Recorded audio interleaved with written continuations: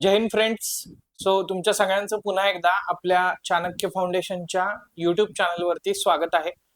आपण current affairs सिरीजच्या माध्यमातून भेटतोय आणि त्याच्यामध्ये आजच्या सेशनमध्ये आपण 16 डिसेंबर पासून ते 19 डिसेंबर पर्यंतच्या ज्या काही चालू घडामोडी आहेत तर त्या थोड्याशा कव्हर करण्याचा प्रयत्न करणार त्या ठिकाणी आहोत. बघा, चर्चित व्यक्ती आणि निवड नियुक्तीमध्ये आजची पहिली न्यूज आहे. राजकुमार गोयल यांची मुख्य माहिती आयुक्त म्हणजेच चीफ इन्फॉर्मेशन कमिशनर म्हणून त्या ठिकाणी नियुक्ती जी आहे तर ती 15 डिसेंबर 2025 रोजी करण्यात त्या ठिकाणी आलेली आहे. सो राष्ट्रपतींनी ही नियुक्ती त्या ठिकाणी केलेली दिसते किंवा राष्ट्रपतींच्या हस्ते त्यांनी शपथ घेतलेली दिसते. सो बेसिकली पंतप्रधानांच्या अध्यक्षतेखाली 3 सदस्यीय समिती न राजकुमार गोयल यांचं नाव जे आहे तर ते त्या ठिकाणी सुचवलेलं होतं. राजकुमार गोयल हे अरुणाचल प्रदेश, गोवा, मिझोरम केंद्रशासित प्रदेश तर त्या केडरचे 1990च्या बॅचचे IAS अधिकारी आहेत, निवृत्त आहेत ते. आणि 31 ऑगस्ट रोजी कायदा आणि न्याय मंत्रालयाच्या अंतर्गत न्याय विभागाच्या सचिव पदावरून ते त्या ठिकाणी काय झालेले तो निवृत्त त्या ठिकाणी झालेले आहेत. गृह मंत्रालयात सचिव सीमा व्यवस्थापन म्हणून पण त्यांनी काम केलेलं आहे आणि जम्मू काश्मीर राज्यात देखील महत्वाची पदं जी आहेत तर ती त्यांनी त्या ठिकाणी भूषवलेली आपल्याला दिसतात. आता हे कशासाठी तर लक्षात ठेवा, जेव्हा अशा नियुक्तीबद्दल प्रश्न विचारला जातो तेव्हा यापूर्वी त्यांनी भूषवलेली पदे हा देखील महत्वाचा मुद्दा असतो की जिथं प्रश्न येतात. त्यांच्या आधी हिरालाल समरिया यांचा कार्यकाळ 13 सप्टेंबरला संपुष्टात आलेला आणि म्हणून हे पद रिक्त झालेलं होतं. आणि आता तिथे आपल्याला 15 डिसेंबरला राजकुमार गोयल यांची नियुक्ती जी आहे तर ती झालेली त्या ठिकाणी दिसेल. नेक्स्ट, मुंबईतले पहिले जेनझी पोस्ट ऑफिस.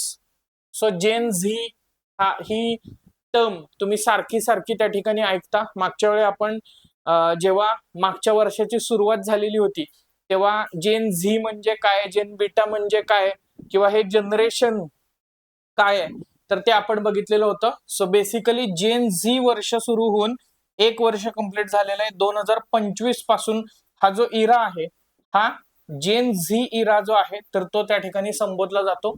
राईट, अगदी इलेक्शन मध्ये देखील हे जे जेन झी त्या ठिकाणी आहेत किंवा आपण असं म्हणूयात की जेन एक्स आहेत तर त्यांचा फॅक्टर महत्वाचा त्या ठिकाणी मानला जातोय. राईट, जेनझी नाही, जेनझी मागच्या वर्षीपासूनच सुरू झाले. राईट, भारतीय टपाल विभागानं मुंबईमध्ये पहिलं जेनझी पोस्ट ऑफिस जे आहे तर ते IIT मुंबईला चालू केलं. हे देशातलं पहिलं नाहीये बरं का, मुंबईतलं किंवा महाराष्ट्रातलं पहिलं जेनझी पोस्ट ऑफिस हे त्या ठिकाणी आहे. 18 डिसेंबर 2025 ला याचं उद्घाटन झालं. टपाल सेवेचं आधुनिकीकरण करणं हा या एकंदरीतच उपक्रमाचा मुख्य उद्देश आहे आणि डिजिटल पिढी, डिजिटल विद्यार्थी यांच्या दृष्टिकोनातून या ऑफिसचं डिझायनिंग जे आहे तर ते केलेलं आहे. मी जसं म्हटलं की भारतामध्ये पहिल्यांदा हा प्रयोग नाहीये. याच्या आधी दिल्ली असेल, केरळ असेल, गुजरात असेल, बिहार असेल, आंध्र प्रदेश असेल, या ठिकाणी अशा प्रकारचं जेनझी पोस्ट ऑफिस जे आहे तर ते चालू केलेलं आहे. सो ऑर्डिनरी जे पोस्ट ऑफिस आहे तर त्याच्यामध्ये वेगवेगळ्या सुविधा ज्या आहेत तर त्या इथं देण्यात आलेल्या दिसतात. फॉर एक्झाम्पल, आकर्षक, आधुनिक आणि तंत्रज्ञान आधारित स्वरूप त्या जेनझी पोस्ट ऑफिसचं आहे. तुम्ही जर का बघितलं तर Aadhaar services, music room, free wifi, त्यानंतर कॅफे अँड रीडिंग एरिया असं काहीतरी इथं चित्रामध्ये तुम्हाला त्या ठिकाणी दिसतंय. सो कॅफेटेरिया शैलीतली बैठक व्यवस्था आणि छोटं वाचनालय, डेडिकेटेड अशा स्वरूपाचा म्युझिक झोन तिथं त्या ठिकाणी आहे. निवडक टपाल तिकीट आणि संबंधित पूरक वस्तू उपलब्ध आहेत. पार्सल आणि लॉजिस्टिक विषयी जागरूकतेसाठी पार्सल ज्ञान नावाचं पोर्टल त्या ठिकाणी आहे. QR आधारित सेवा वितरण संपूर्णतः डिजिटल अशा स्वरूपाचं आहे. पोस्ट ऑफिस सेव्हिंग बँक योजनेचं मार्गदर्शन तिथं त्या ठिकाणी मिळतं. राईट, सो पोस्ट ऑफिसेसच्या सेवा आणि त्याचबरोबर ऑनलाईन वेगवेगळ्या प्रकारच्या सेवा या सगळ्या गोष्टी ज्या आहेत या जेनझी पोस्ट ऑफिसमध्ये उपलब्ध आहे. कुठं चालू केलेलं आहे? मुंबईमध्ये IIT मुंबई या ठिकाणी चालू केलेलं दिसतं. त्यानंतर बघा, DSC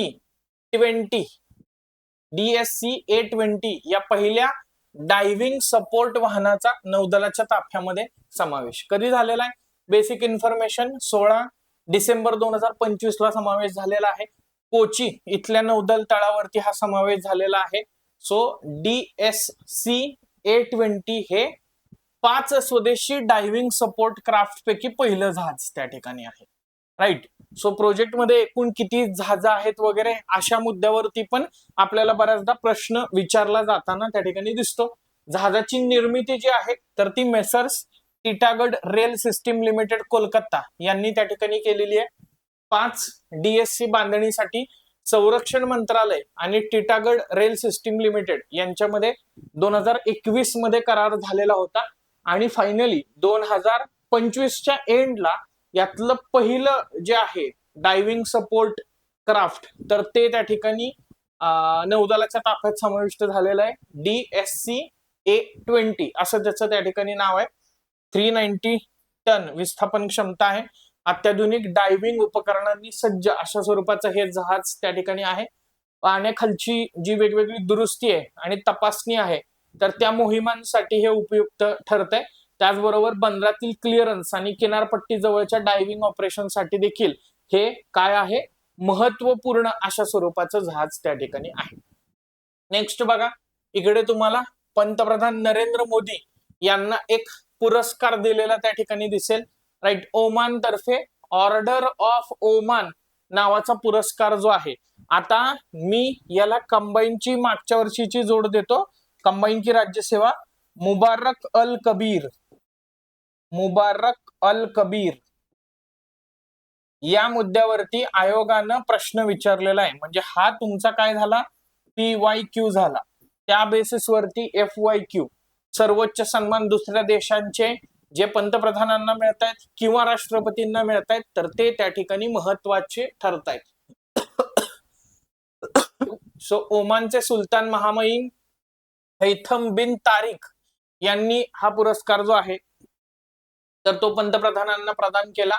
18 डिसेंबर 2025 रोजी भारत ओमान संबंध दृढ करण्यासाठी आणि दूरदर्शी नेतृत्वासाठी हा पुरस्कार प्रदान करण्यात आलेला आहे. पार्श्वभूमी ही आहे की भारत आणि ओमान या दोन राष्ट्रांच्या राजनैतिक संबंधांना 70 वर्ष जी आहेत तर ती पूर्ण त्या ठिकाणी होत आहेत आणि या 70 वर्ष पूर्ण होण्याच्या पार्श्वभूमीवरती ऑर्डर ऑफ ओमान हा पुरस्कार भारताच्या पंतप्रधान नरेंद्र मोदी यांना त्या ठिकाणी दिलेला आहे.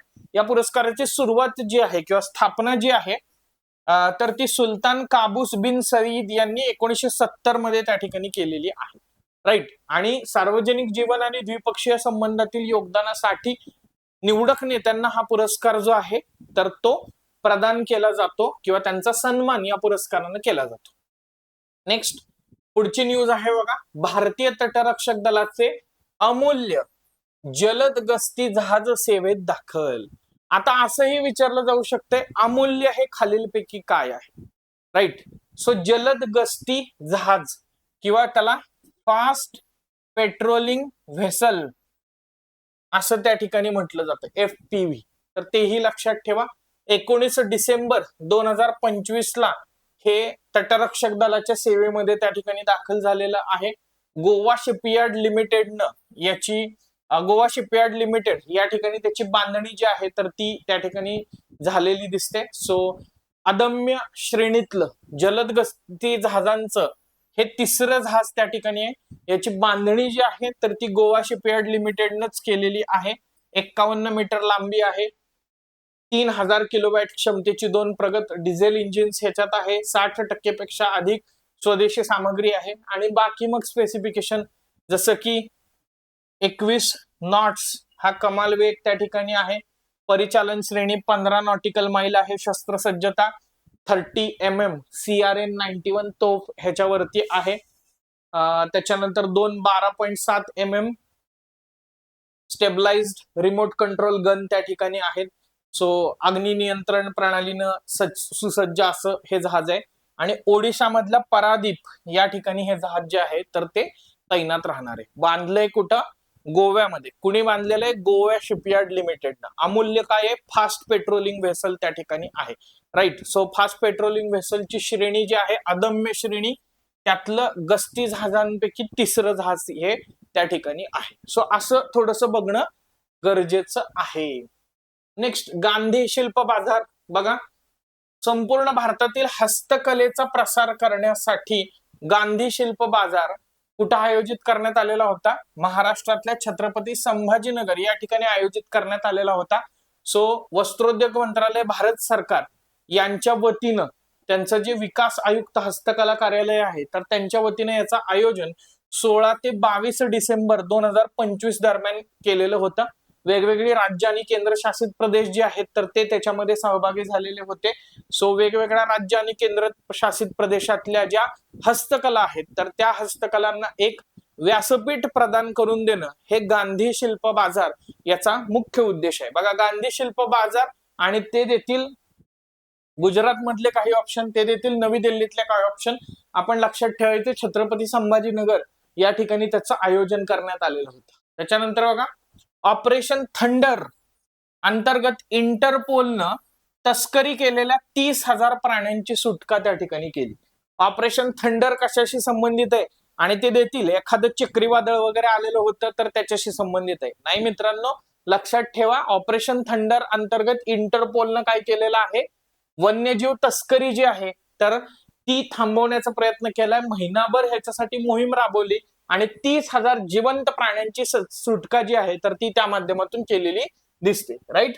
सो याच्यामध्ये 15 सप्टेंबर ते 15 ऑक्टोबर दरम्यान हे ऑपरेशन थंडर त्या ठिकाणी चाललं आणि त्याच्यामध्ये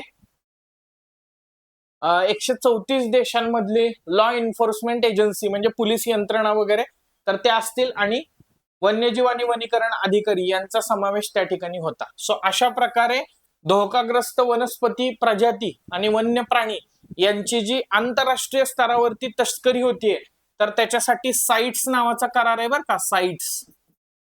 साइट्सचा फुल फॉर्म होतो convention on international trade in endangered species, म्हणजे धोकाग्रस्त वन्य प्राणी आणि वनस्पती प्रजातींचा आंतरराष्ट्रीय व्यापार थोपवण्यासाठीचा करार. या कराराचा मसुदा जो आहे तर तो मसुदा 1963 ला आलेला होता. IUCN तो मसुदा मांडलेला होता. 1973 ला हा करार जो आहे तर तो त्या ठिकाणी संमत करण्यात आला आणि 1975 पासून या कराराची अंमलबजावणी जी आहे तर ती करण्यात आली. या कराराची अंमलबजावणी करण्यासाठी ट्रॅफिक नावाची एक यंत्रणा जी आहे तर ती निर्माण करण्यात आलेली दिसते. ट्रॅफिकचा फुल फॉर्म होतो the wild life trade monitoring network. आणि या वाईल्ड लाईफ ट्रेड मॉनिटरिंग नेटवर्कच्या माध्यमातून म्हणजे या जाळ्यांच्या माध्यमातून साइट्स कराराची अंमलबजावणी किंवा साइट्स कराराअंतर्गत जे अपेक्षित आहे अशा प्रकारच्या धोकाग्रस्त प्रजातींचा व्यापार थोपवण्याचा तर ते प्रयत्न जे आहेत तर ते केले जाताना दिसतात. फॉर एक्झाम्पल, आसाम मार्गे, नेपाळ मार्गे चायनामध्ये होणारी वाघांची तस्करी त्या ठिकाणी असेल किंवा खवले मांजर किंवा पँगोलिनची होणारी तस्करी असेल तर ह्या अशा प्रकारच्या तस्करी जी आहेत तर ते रोखण्यासाठी इथं प्रयत्न जो आहे तर तो केला जातो. राष्ट्रपतींच्या हस्ते राष्ट्रपती भवनामध्ये परमवीर दीर्घा त्याचं उद्घाटन करण्यात आलं. मला वाटते 2016च्या कंबाईनच्या पूर्व परीक्षेला परमवीर चक्रावरती प्रश्न विचारलेला होता आणि गॅलंट्री अवॉर्ड जे असतात, शौर्य पुरस्कार, त्याच्यावरती सातत्यानं प्रश्न विचारला जातो. येणाऱ्या आगामी कालखंडामध्ये मला असं वाटतंय की बालकांसाठीचे जे वीर बाल पुरस्कार जे असतात तर त्याच्यावरती प्रश्न येऊ शकते. राईट. येणाऱ्या कालावधीमध्ये पुढच्या काही सेशन मध्ये मी ते डिस्कशन करेन, कारण 26 डिसेंबर हा दिवस आपण वीर बाल दिवस म्हणून साजरा करतो आणि त्या दिवशी या पुरस्कारांचं वितरण झालंय. त्यामुळे पुढच्या हा जाऊन ह्याच्यानंतरचा एक आणि त्याच्यानंतरचा जो शेवटचा एपिसोड आपला डिसेंबरचा येईल तर त्याच्यामध्ये नक्की हे आपण डिस्कस त्या ठिकाणी करणार आहोत. सो 16 डिसेंबर 2025 रोजी, 16 डिसेंबर म्हटल्यानंतर तो दिवस काय, विजय दिन म्हणून साजरा त्या ठिकाणी केला जातो. बघा, बांगलादेशची निर्मिती याच दिवशी झालेली होती बघा. सो त्या निमित्तानं राष्ट्रपती भवनामध्ये राष्ट्रपती द्रौपदी मुर्मू यांनी परमवीर दीर्घा याचं उद्घाटन केलेलं दिसतं. सो हे एक दालन आहे ज्या दालनामध्ये परमवीर चक्रानं सन्मानित 21 योद्ध्यांची पोर्ट्रेट जी आहे तर ती तिथं प्रदर्शित त्या ठिकाणी करण्यात आलेली आहे. राईट. सो हे जे दालन आहे की जिथं परमवीर दीर्घा या नावानं या परमवीर चक्र विजेत्यांची पोर्ट्रेट्स बनवण्यात आलेली आहे. तर तिथं आधी ब्रिटिश एडिसिंगची पोर्ट्रेट्स त्या ठिकाणी होती. सो ब्रिटिशांची ती लिगसी आपल्याला तोडून टाकायची त्या ठिकाणी आहे. जे आपण म्हणतो ना कोलोनियल लिगसी जी आहे तर ती तोडून टाकायची आहे. तर त्याच्यासाठी त्यांच्याऐवजी आता आपले जे परमवीर विजेते आहेत तर त्यांचं त्या ठिकाणी स्मरण राहावं, त्यांचा सन्मान त्या ठिकाणी व्हावा या दृष्टिकोनातून हे परमवीर दीर्घ आहे. त्यानंतर बघा एकता 2025 संयुक्त सराव बघा. सो एकता याचा जर का विचार केला तर हा भारत आणि मालदीव यांच्यातला द्विपक्षीय सागरी सराव त्या ठिकाणी आहे. 2017 मध्ये या सरावाची सुरुवात जी आहे तर ती झालेली आहे. एकता किंवा कुठं कुठं तुम्हाला युनिटी या नावानं पण मिळेल. तुम्ही म्हणाले आहात काय वेगळे इंग्लिश ट्रान्सलेशन तर मास्टर तुम्ही सांगताय, पण तसं नाहीये. बऱ्याच वेळा युनिटी हा सराव कोणत्या दोन देशांदरम्यानचा आहे तुम्ही म्हणाल अरेच हे तर वाचनात आलं नाही, आपल्या वाचनात तर एकता आलेलं आहे. दोन्ही लक्षात ठेवायचंय, राईट. सो भारत आणि मालदीव मध्ये इतर वेगवेगळे सराव आहेत. याच्या आधीच्या एपिसोड्स मध्ये आपण एक्युवेरिन हा सराव त्या ठिकाणी बघितलेला होता. द्विवेही भाषेमध्ये एक्युवेरिन म्हणजे मित्र. सो भारत आणि मालदीव मधला हा संवाद आहे. दोस्ती भारत, श्रीलंका आणि मालदीव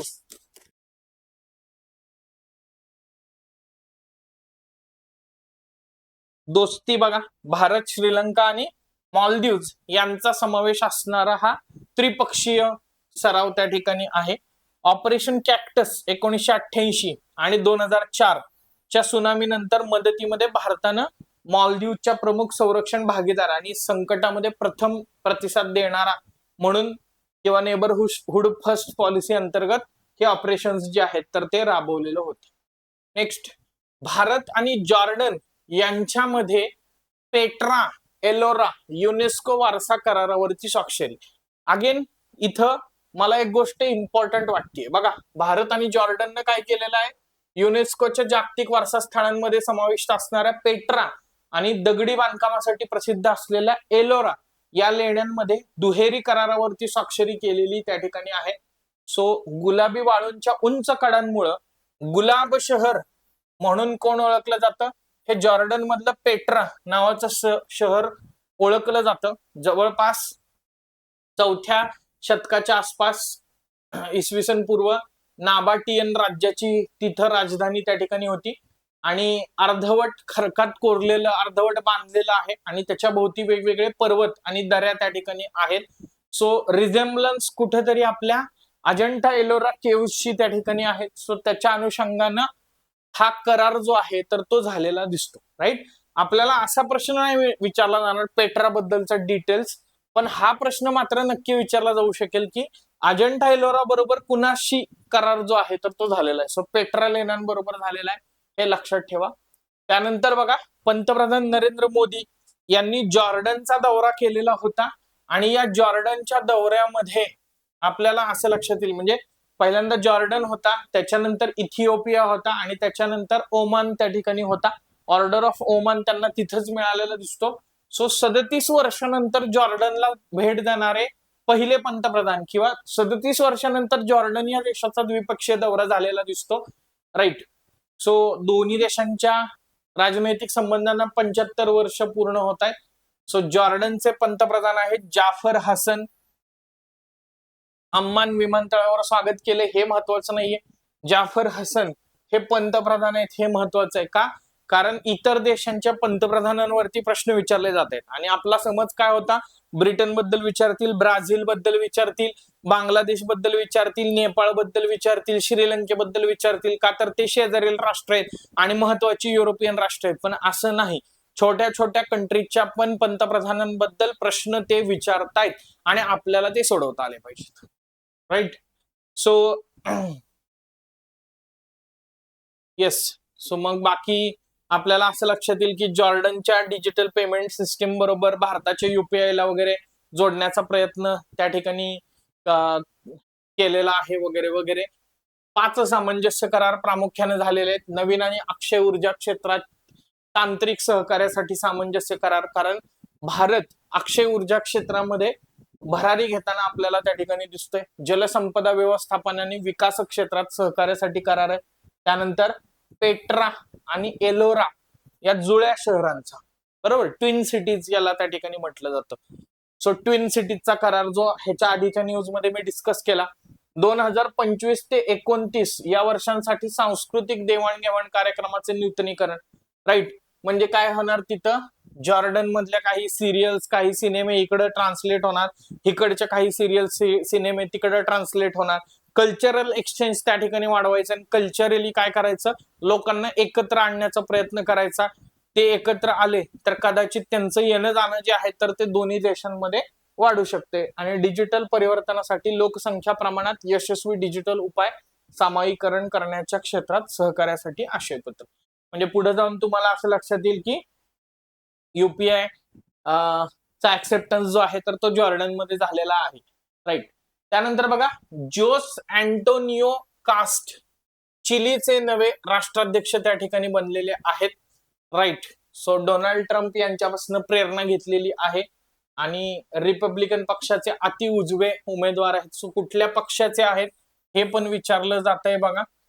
जोस अँटोनियो कास्ट चिलीच्या अध्यक्ष पदाच्या निवडणुकीमध्ये विजय जो आहे तर तो त्या ठिकाणी मिळवलेला आहे. नेक्स्ट पुढचा मुद्दा बघूयात आपण.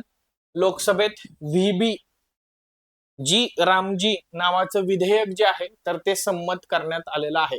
काय नाव आहे, विकसित भारत रोजगार आणि उपजीविका अभियान ग्रामीण, व्हीबी जी रामजी, बरोबर. सो 2025. आणि या विधेयकाने कशाची जागा घेतली, राष्ट्रीय ग्रामीण रोजगार हमी कायदा जो आहे महात्मा गांधी, मनरेगा 2005 चा आहे मनरेगा, तर त्याची जागा जी आहे तर ती त्या ठिकाणी घेतली. सो केंद्रीय कृषी कल्याण मंत्री शिवराज सिंह चौहान यांनी 16 डिसेंबर 2025 ला हे विधेयक जे आहे तर ते लोकसभेमध्ये सादर केलं. मोस्ट डिबेटेड आहे की तुम्हाला नावं बदलायची आहेत का वगैरे, पण त्या डिबेटमध्ये त्या वादामध्ये आपल्याला जायचं नाही, कारण ती आपल्या परीक्षेची त्या ठिकाणी डिमांड नाही. नाहीतर मी ह्या विधेयकावरती 1 तास इतर युट्यूब चॅनल सारखा गप्पा मारीन की हे बीजेपीनं चुकीचंच केलं, हे बरोबरच केलं, कोण चूक कोण बरोबर, ह्याच्यापेक्षाही फॅक्ट काय आहेत, त्या विधेयकामध्ये तरतुदी काय आहेत, किती दिवसाच्या रोजगाराची हमी त्याच्यामध्ये देण्यात आलेली आहे, मिनिमम किती रुपये वेजेसची हमी त्याच्यामध्ये देण्यात आलेली आहे, याच्यावरती प्रश्न विचारला जाऊ शकेल. विधेयक कधी मांडलं, कुणी मांडलं, याच्यावरती प्रश्न विचारला जाऊ शकेल, राईट.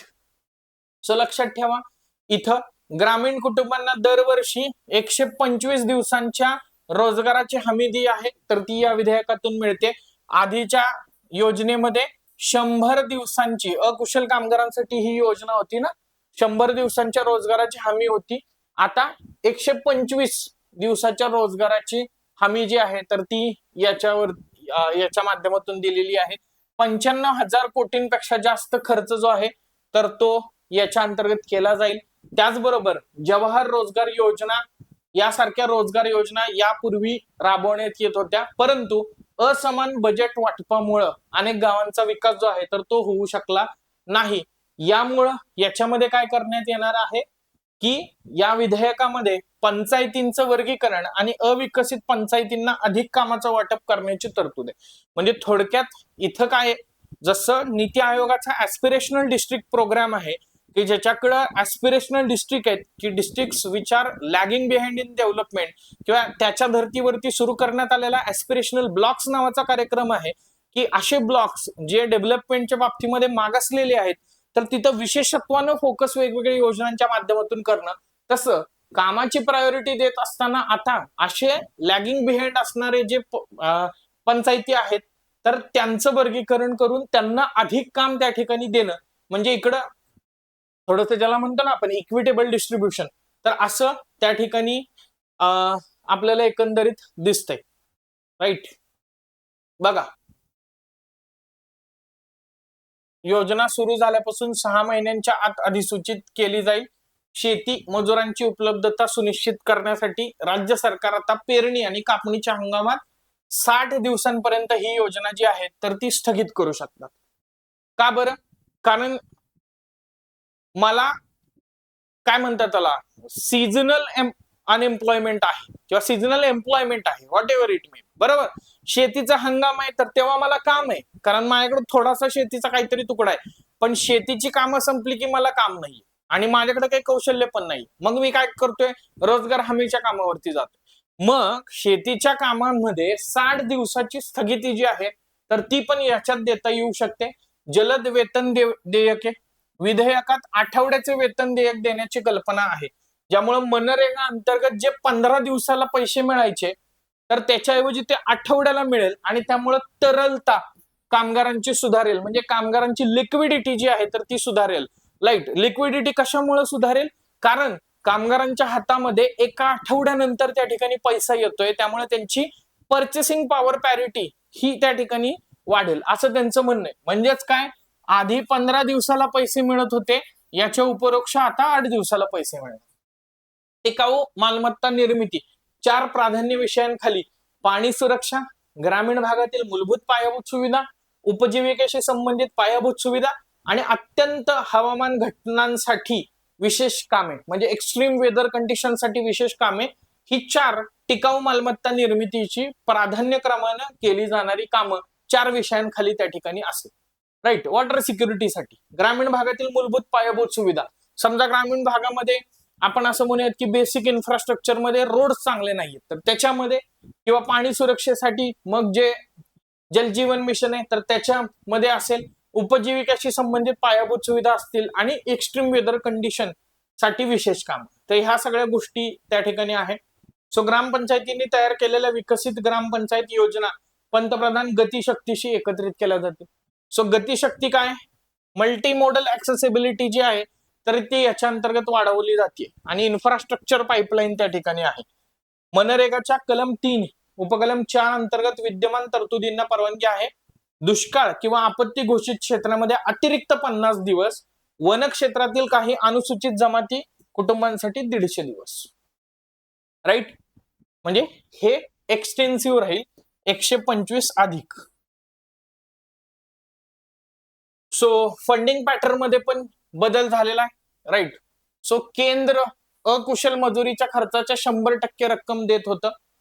व्हीबीजी रामजी अंतर्गत निधीचं वाटप केंद्र आणि राज्यामध्ये 90-10 असेल, ईशान्येकडील राज्य, हिमालयन राज्य आणि कायदे मंडळ असलेल्या केंद्रशासित प्रदेशांसाठी, आणि कायदेमंडळ नसलेल्या आणि कायदेमंडळ असलेल्या इतर सर्व राज्य आणि केंद्रशासित प्रदेशासाठी 60-40 असं त्या ठिकाणी असेल.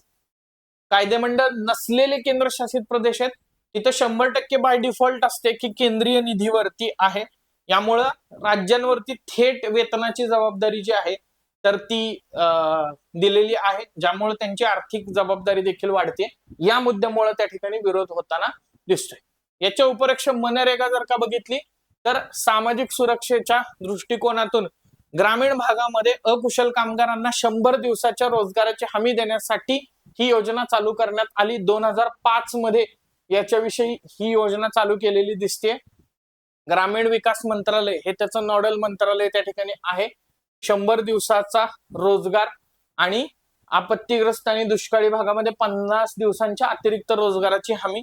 जर अर्ज केल्यानंतर 15 दिवसांच्या आत रोजगार मिळाला नाही तर कुटुंबांना बेरोजगार भत्ता जो आहे तर तो त्या ठिकाणी दिला जातोय. पहिल्या 30 दिवसांसाठी किमान वेतनाच्या 25% आणि त्यानंतर 50%.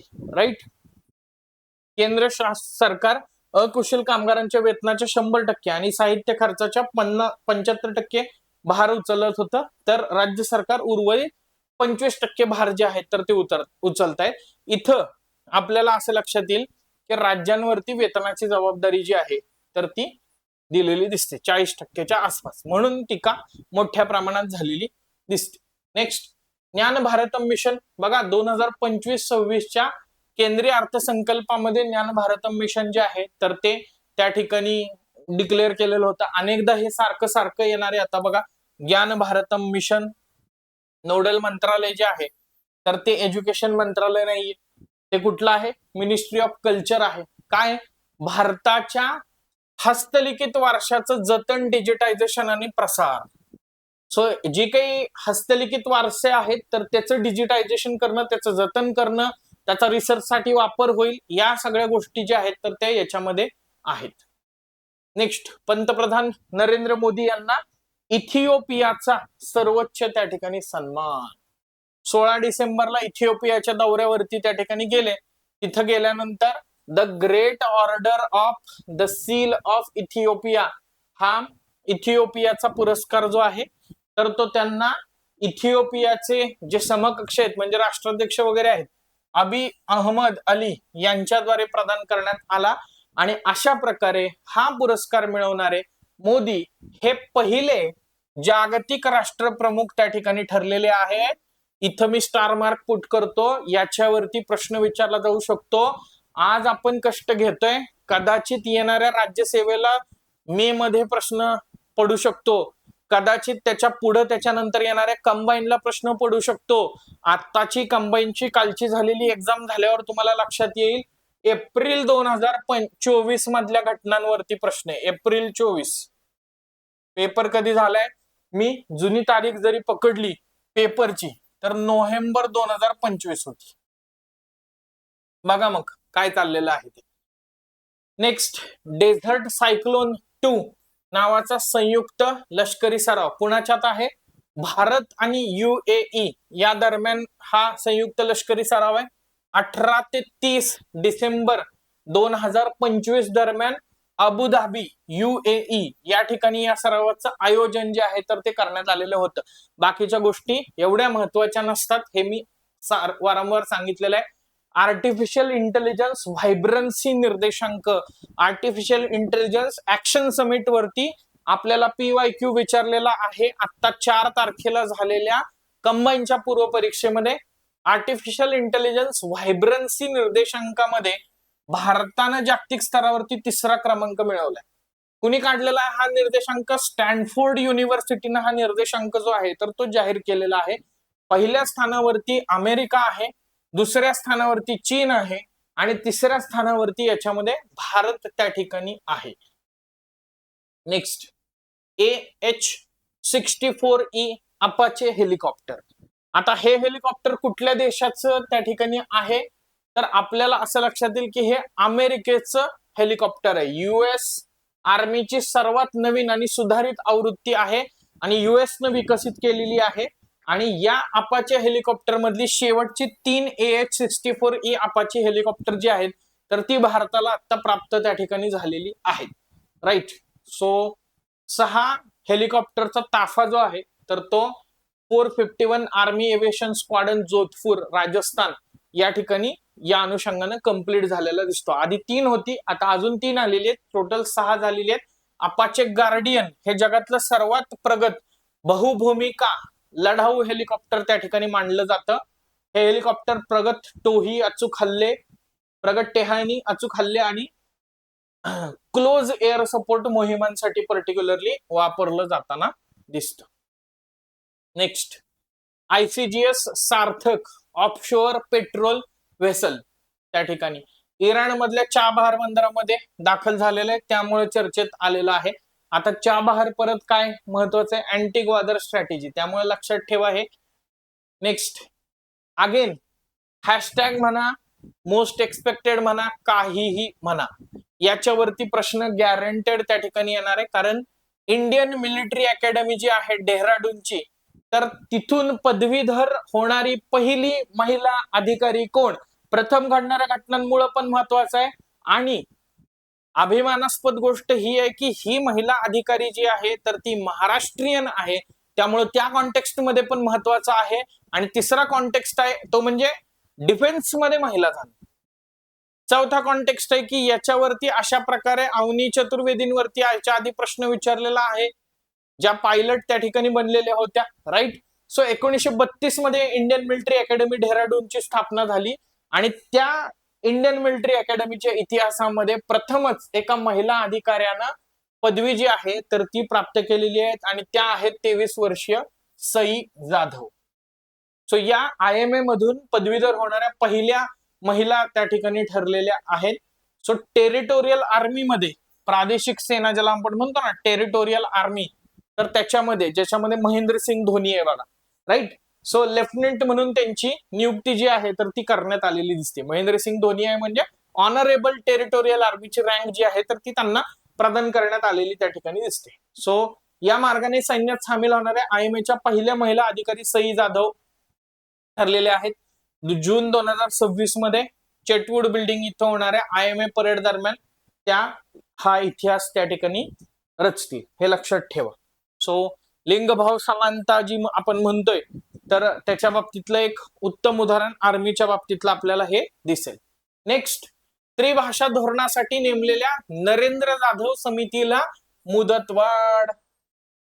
सो याचं कॉन्टेक्स्ट आता मला वाटत नाही की द्यायची गरज आहे, पण तुम्ही फक्त हे लक्षात ठेवा की कस्तुरी रंगन समिती, त्याच्यानंतर रघुनाथ माशेलकर समिती आणि त्याच्यानंतर नरेंद्र जाधव समिती. कुठल्या आहेत ह्या समित्या? के कस्तुरी रंगन समिती आहे नॅशनल एज्युकेशन पॉलिसीची 2020 ची, राईट. रघुनाथ माशेलकर समिती आहे एनईपी चं इम्प्लिमेंटेशन महाराष्ट्रामध्ये करण्यासाठीच्या दृष्टिकोनातून शिफारसी सुचवण्यासाठी. आणि रघुनाथ माशेलकर समितीनं त्रिभाषा सूत्र त्या ठिकाणी दिलेलं होतं आणि त्या त्रिभाषा सूत्राला महाराष्ट्रामध्ये मोठ्या प्रमाणात विरोध झाला की पहिलीपासून 3 भाषा ज्या आहेत तर त्या शिकवल्या जायला नकोत वगैरे. आणि मग त्याच्यावरती विचार करण्यासाठी नरेंद्र जाधव समिती जी आहे तर ती त्या ठिकाणी नेमलेली आहे. चलो नेक्स्ट, ऑस्करच्या सर्वोत्कृष्ट आंतरराष्ट्रीय 15 चित्रपटांच्या यादीमध्ये होम बाउंड नावाचा हा चित्रपट त्या ठिकाणी आहे. 2 मित्रांची कहाणी आहे आणि त्याच्यामध्ये आपण असं म्हणूयात की जातीय समीकरण आणि धार्मिक समीकरण नेमकी काय आहेत तर त्याच्यावरती ह्याच्यात भाष्य करण्याचा प्रयत्न केलेला आहे. सो अंतिम 15 आंतरराष्ट्रीय फीचर फिल्म मध्ये होम बाउंड या चित्रपटाची निवड जी आहे तर ती करण्यात आली आहे. होम बाउंड हा हिंदी चित्रपट आहे. नीरज घायवान यांनी त्याचं दिग्दर्शन जे आहे तर ते केलेलं आहे. बशरत पीर लिखित इंग्रजी लेखातील तपशिलांवरून प्रेरित हा चित्रपट झालेला आहे. सो बशरत पीर हे पण लक्षात ठेवा. कोविड काळातील सत्य घटनेचा आधार जो आहे तर तो या लेखाला त्या ठिकाणी होता, राईट. सो येस, त्याचबरोबर मे 2025 मध्ये कान इंटरनॅशनल फिल्म फेस्टिवल मध्ये या चित्रपटाचं प्रदर्शन अनसर्टन रिगार्ड या गटातील चित्रपटांमध्ये करण्यात त्या ठिकाणी आलेलं होतं. सर्वोत्कृष्ट परदेशी चित्रपट असं नाव असलेल्या गटालाच आता सर्वोत्कृष्ट आंतरराष्ट्रीय फीचर असं त्या ठिकाणी नाव जे आहे तर ते ऑस्कर साठी देण्यात आलेलं आहे, हे लक्षात ठेवा, राईट.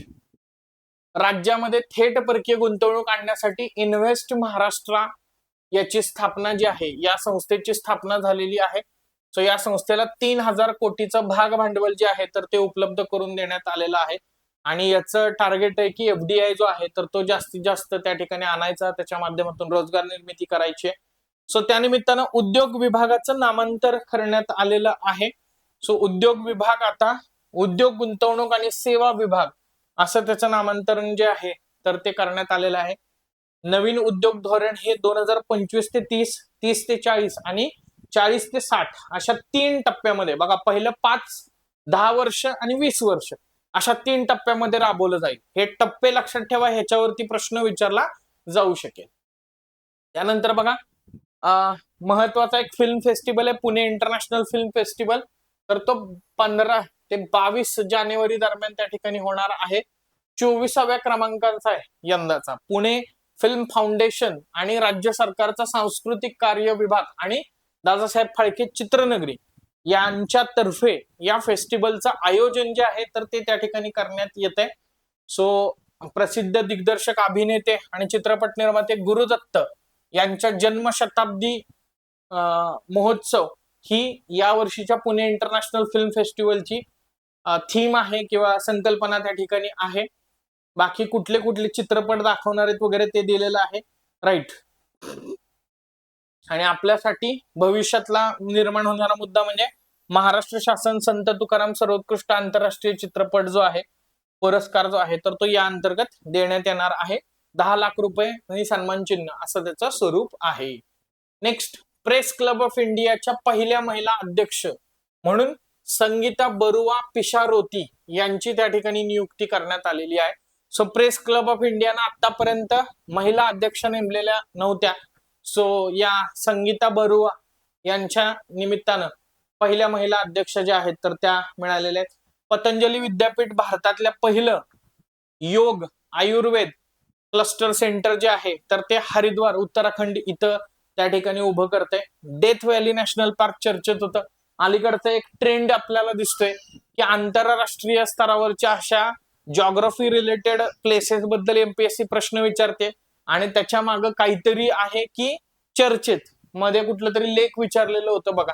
सो तसं विक्रमी पावसानंतर डेथ व्हॅली नॅशनल पार्क मधील एक प्राचीन तलाव जो पूर्वी लुप्त झाला किंवा गायब झाला असं मानलं जात होतं तर त्या तलावामध्ये पाणी त्या ठिकाणी आलं राईट आणि त्याच्यामुळं हा डेथ व्हॅली नॅशनल पार्क जे आहे तर ते चर्चेत त्या ठिकाणी आलेलं होतं राईट. अमेरिकेमध्ये आहे लक्षात ठेवा. The one cricket my life and more. बघा शिखर धवन जो आहे ना तर त्या शिखर धवनचं हे आत्मचरित्र आहे. The one cricket my life and more हे खालीलपैकी कोणत्या खेळाडूचे आत्मचरित्र आहे असा प्रश्न विचारला जाऊ शकेल हे लक्षात ठेवा. येस. सो विद्यार्थी मित्र मैत्रिणींनो इन जनरल या काही न्यूज होत्या आपल्या 16 तारखेपासून ते 19 तारखेपर्यंतच्या करंट अफेअरच्या. अशाच प्रकारे आपण फोकस करत त्या ठिकाणी राहूयात आणि पुढच्या सेशन मध्ये भेटूयात पुढच्या चालू घडामोडींसह. तोपर्यंत धन्यवाद. जय हिंद आणि बाय बाय.